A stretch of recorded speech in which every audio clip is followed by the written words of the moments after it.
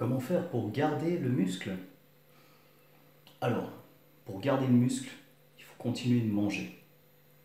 Ah, comment garder le muscle alors qu'on mange moins pour perdre du poids, pour perdre que de la graisse? C'est plus compliqué.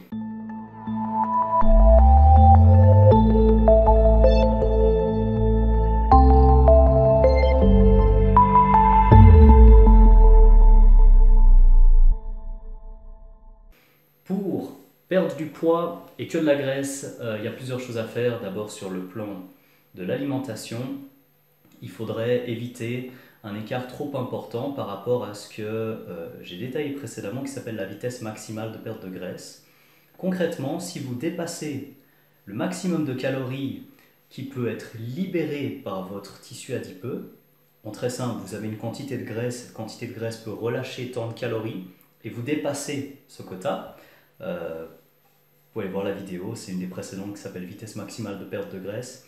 Et il s'agit de 55 kcal par kilo de graisse.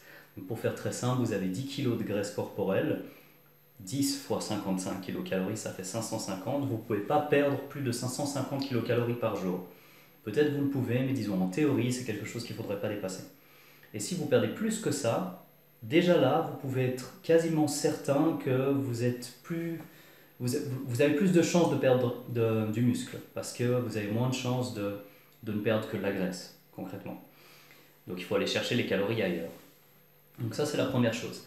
La deuxième chose, qui est relativement bien établie, c'est l'importance des protéines pour le maintien du protein turnover. Donc c'est la rotation qu'on a entre la synthèse et la dégradation des protéines. Donc on a des protéines, on a des milliers de protéines. Je suis incapable de vous donner énormément de noms de protéines qu'on a dans le corps humain, mais il n'y a pas que les muscles. Généralement, ce qui nous intéresse, ce sont les protéines musculaires, évidemment. Mais en gros, votre corps a besoin de protéines, donc d'acides aminés, pour le reste du corps également.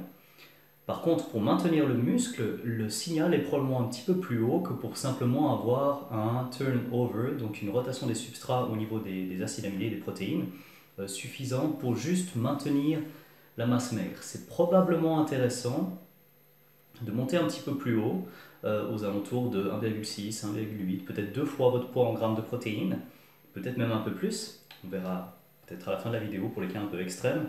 Peut-être que ça peut être intéressant. Mais il faut une part d'acides aminés pour dire aux muscles, on a en tout cas le matériel pour te suggérer de rester. C'est un petit peu ça le message, c'est reste là.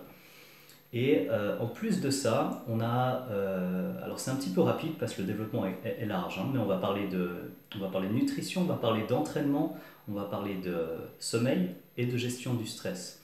Donc ça fait quand même pas mal de choses.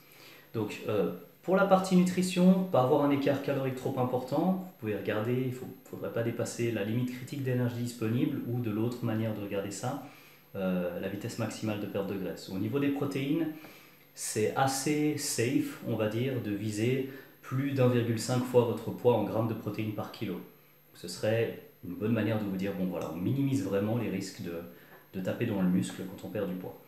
Donc ensuite, au niveau de l'entraînement, si le but est de maintenir le muscle, il y a une différence entre maintenir le muscle, donc maintenir ce qu'on a déjà acquis, et puis acquérir quelque chose de nouveau. Donc il faut une certaine intensité pour maintenir le muscle, mais il faut une certaine intensité et un certain volume pour prendre du muscle. Donc pour faire simple, il faudrait garder en tout cas, je dirais 30 à 50% de votre volume d'entraînement. Pour faire très simple, si d'habitude vous entraînez à hauteur de 10 répétitions, 10 séries par groupe musculaire, par exemple vous avez 3 exercices pour les pectoraux, 2 exercices de développé couché, et puis donc un avec barre, un avec des haltères, et puis un exercice avec par exemple la machine, les fly, et puis que vous faites 4 séries, 3 séries, 3 séries, ça vous fait 10 séries au total. Vous pouvez très bien diminuer pour avoir un total de seulement peut-être 3, 4 ou 5 séries, mais il faudrait conserver le même poids.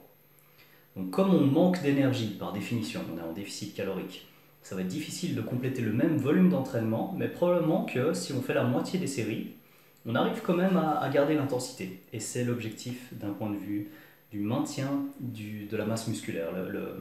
Le signal le plus fort qu'on a au niveau du maintien de la masse musculaire, c'est la tension mécanique.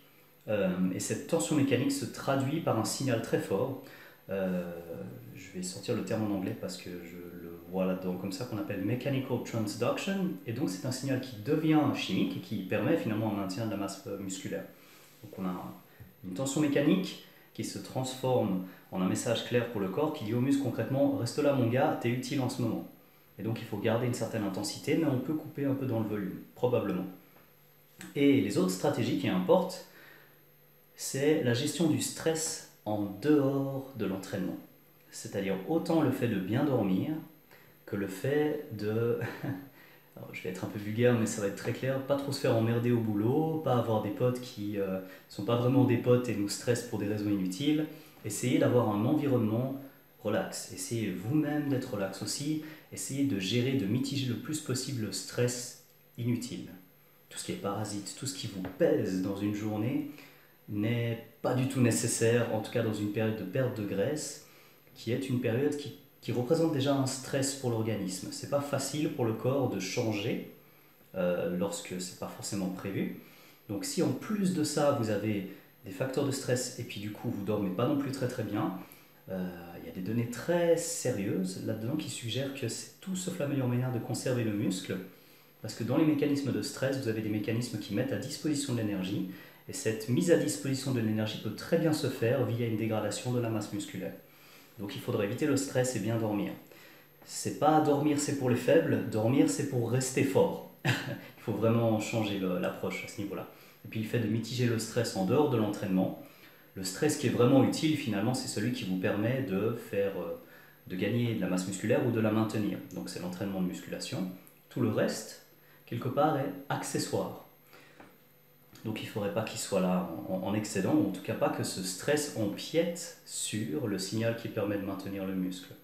Et c'est là que par exemple si on parle de cardio, par exemple de cardio excessif, on pourrait se dire qu'une quantité excessive de cardio, qui ne permet pas forcément d'avoir un déficit calorique plus important, va empiéter sur votre capacité à faire des bonnes séances de musculation suffisamment intenses pour juste maintenir le muscle. Donc gardez en tête les priorités, pas avoir un écart calorique trop important, avoir une quantité suffisante de protéines pour dire au muscle reste là, et puis avoir le signal toujours présent de tension mécanique, la musculation, avec une intensité similaire sur le muscle, pour avoir un message clair et dire au muscle mec reste là, on a besoin de toi.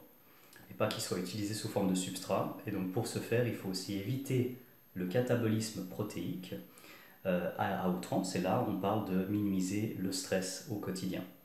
La dernière chose, si vous êtes donc en préparation de bodybuilding, dans la dernière phase, il se peut qu'augmenter encore un petit peu plus les protéines, mais c'est de la spéculation à mon stade, permettent de mitiger éventuellement encore un peu plus cela, mais je ne suis pas sûr que ce soit le cas si on utilise la bonne approche par rapport à la quantité de calories et qu'on arrive à mitiger le stress au maximum le reste de la journée. Et il y a une question de nutrition, une question d'entraînement et une question de stress à gérer ainsi que de sommeil suffisant à obtenir. Et avec ça, vous allez réussir à maintenir votre masse maigre, mais surtout votre masse musculaire. A plus!